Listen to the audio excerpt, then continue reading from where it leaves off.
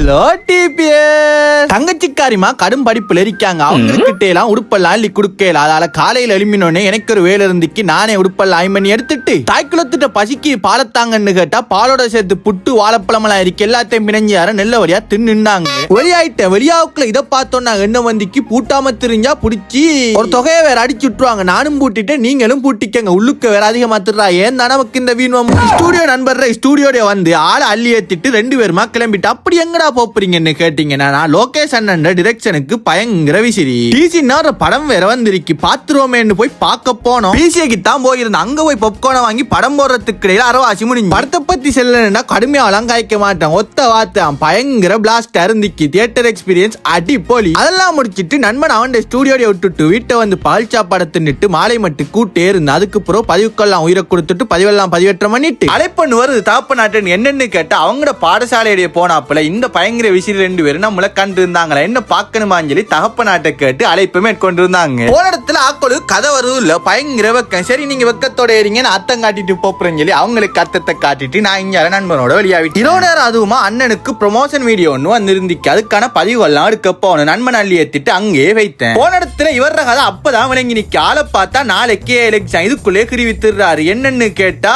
படிச்சு கிழிச்செல்லாம் முடிஞ்சா இனி பாஸ் ஆகிற வேலை மட்டும்தான் இருக்கு. அவர பதிவுல போடுறத மாசா நடந்து வர மாதிரி போட சொன்னாரு.